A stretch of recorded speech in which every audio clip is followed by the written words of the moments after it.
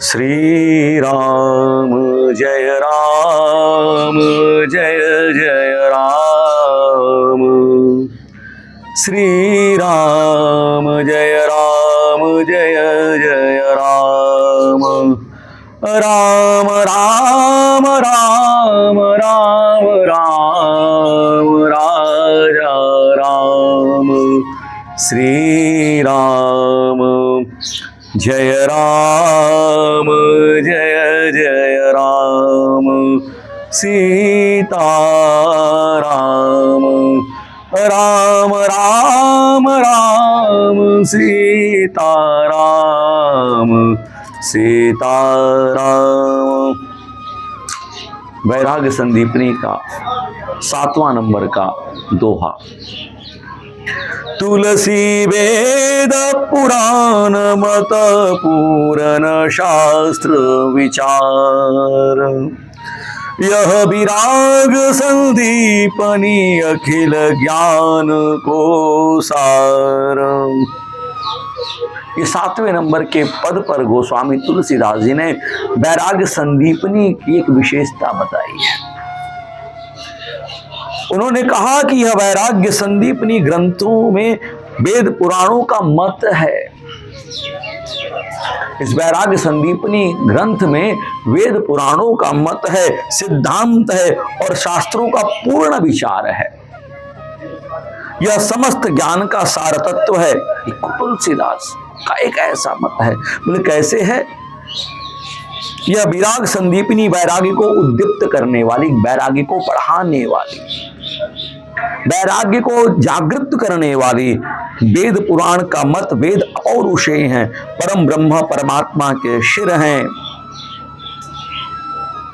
और गोस्वामी जी इसकी पुष्टि करते हैं कि छंदांसि अनंतस्य शिरो गृणन्ति। श्रीमद् भागवत महापुराण के कथनानुसार और अपने रामचरितमानस के अनुसार कि क्षीर सिंधु गवने मुनिनाथा जहाँ बस श्रीनिवास श्रुति माथा। भगवान के श्वास प्रश्वास यस्य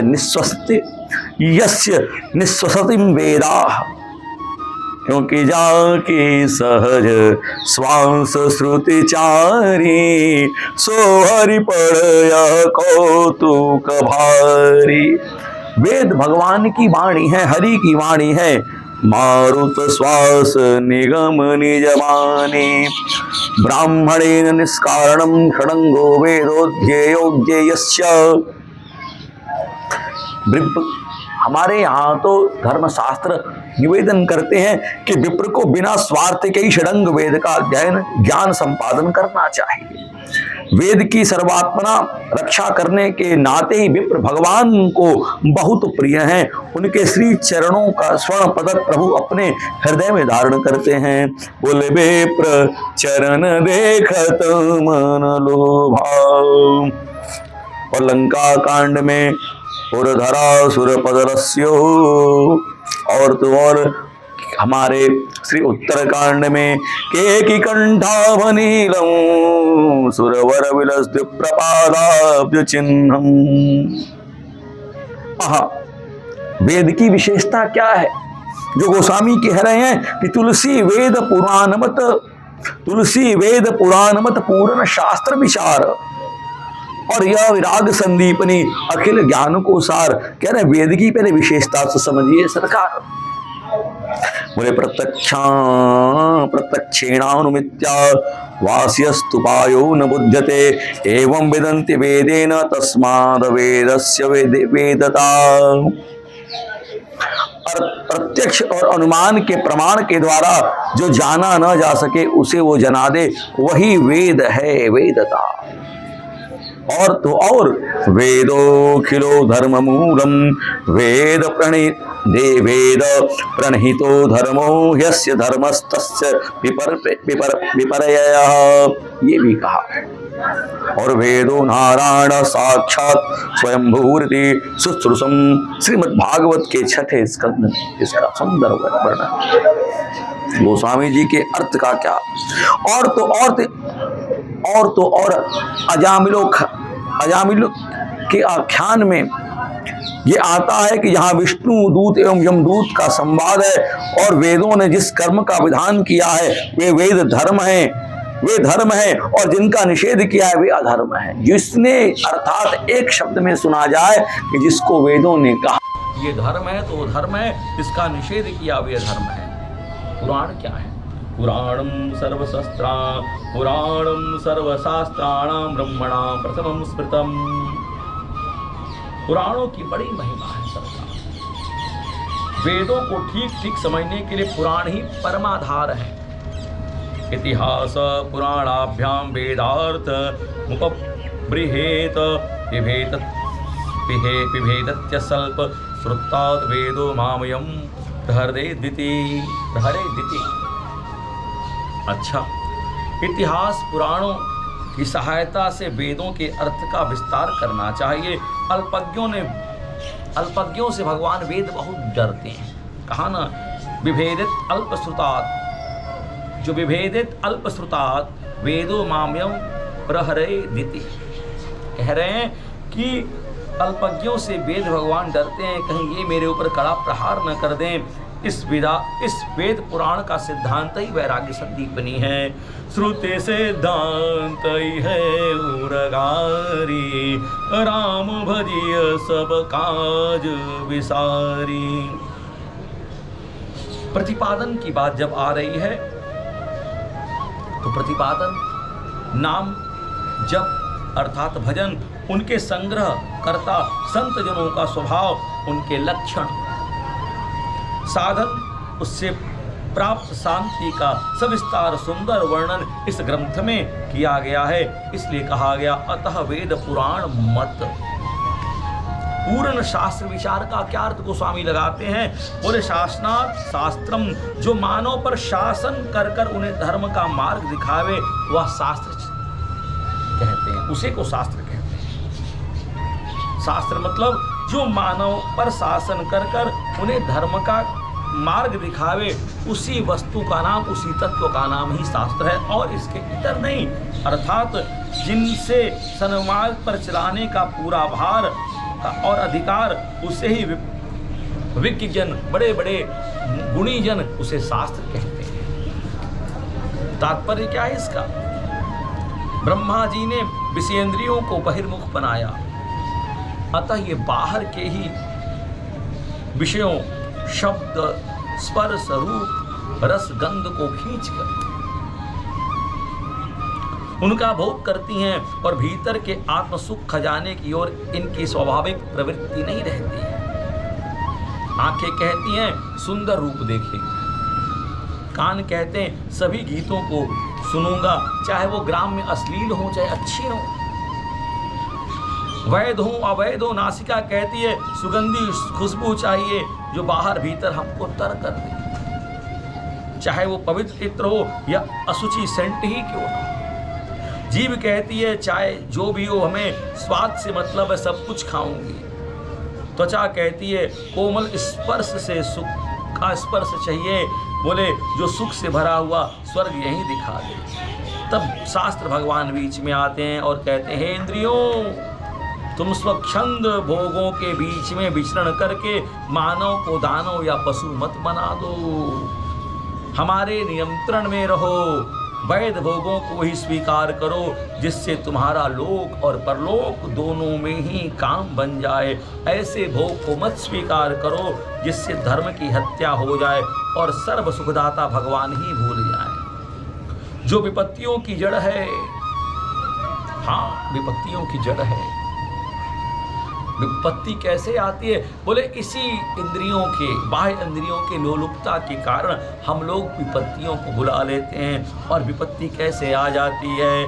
विपदा विस्मरणम विष्णु संपन्न नारायण स्मृति, विपदा विस्मरणम विष्णु संपन्न नारायण स्मृति। कह हनुमंत विपति प्रभु सोई, जब तब सुमिरन भजन न होई। सबसे बड़ी विपत्ति क्या है? हनुमान जी महाराज जी से सुनिए। जब आपके मुखार बिंदु से भजन न हो रहा, आपके ऊपर सबसे बड़ी विपदा उसी समय आ गई कि आपके मुखार बिंदु से, आपके मुख से, आपके कर्म से भगवान की आराधना, सेवन, पूजन नहीं चल रही। आप जेल में भी रहें, कारागार में रहें, आप बड़े बड़े विपत्ति में रहें, लेकिन आपके मुख से सीताराम सीताराम, श्री राम श्री राम, श्री राधे राधे राधे, आपके लिए कुछ ये सब चीजें कुछ नहीं है। आपको सबसे बड़ा सुख, यही तो दिक्कत है, लोग सुख में भगवान को भूलते हैं। और जिसने इस जगत रूपी राष्ट्र का निर्माण किया, जगत रूपी राष्ट्र का निर्माण किया है, उन परमात्मा ने शास्त्र का संविधान भी बनाया है। बड़े स्पष्ट ध्यान से सुनिए सब लोग। ये पूरा जगत क्या है? पूरा जगत मान लीजिए पूरा एक राष्ट्र है, जैसे भारत राष्ट्र है, हमारा नेपाल राष्ट्र है, हमारा वर्मा राष्ट्र है, पश्चिमी राष्ट्र है, लेकिन उस पूरे राष्ट्रों को बनाने का, एक राज्य में राष्ट्र में बनाने का श्रेय है हमारे परमात्मा का है। और उसके ऊपर सारे परमात्मा ने सारे जीवों पर एक शास्त्र बनाया है, उस शास्त्र को ही कहा गया, वही उनके लिए संविधान है। और जिससे चलकर, जिस मार्ग पर चलकर, जिस मार्ग का अनुसरण करते हुए उस संविधान के मार्ग पर चलकर प्राणी सच्चा सुख और स्थायी सुख प्राप्त कर सके, इसलिए भगवान श्री कृष्ण, हमारे परमात्मा भगवान कृष्ण स्पष्ट रूप से गीता में कहते हैं, यह शास्त्र विधि मुत्सृज्यत वर्तते कामकारतः न स सिद्धिमवाप्नोति न सुखम न परमां गति। यह शास्त्रम विधि मुत्सृज्य वर्तते कामकारतः। गीता के इस श्लोक का रामानुजाचार्य भाष्य क्या कहते हैं? शास्त्र नाम वेद का है, स्पष्ट समझ लीजिए। विधि का नाम अनुशासन है। वेद रूप मेरे अनुशासन का त्याग करके जो मनमाने आचरण करता है, अपनी इच्छा अनुसार जो मार्ग पर चलता है, वह सिद्धि पारलौकिक किसी भी सिद्धि को प्राप्त नहीं कर सकता तथा परम गति को भी नहीं, अर्थात परम गति मोक्ष को कैसे पा सकता है। इसीलिए कहा गया, तस्मा क्षात्रम प्रमाणम ते कार्य कार्य व्यवस्थितौ ज्ञात्वा शास्त्र विद्वानोक्तम कर्म कर्तुम इहारहसि। इसलिए कर्तव्य अकर्तव्य की व्यवस्था में, अर्थात क्या करना चाहिए और क्या करना नहीं चाहिए, इसका निर्णय करने में हम लोगों के लिए शास्त्र ही प्रमाण है। अभिप्राय क्या है? क्यों?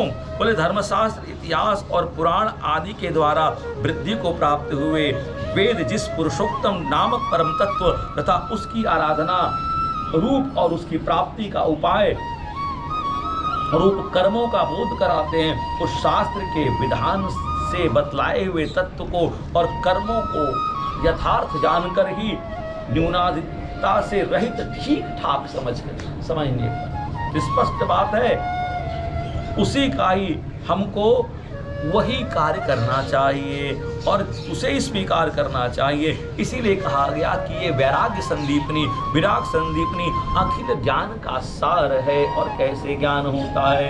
बिनु गुरु होई की ज्ञान, ज्ञान की होई विराग बिनु, गावहि वेद पुराण सुख किलाई हरि भगति बिनु।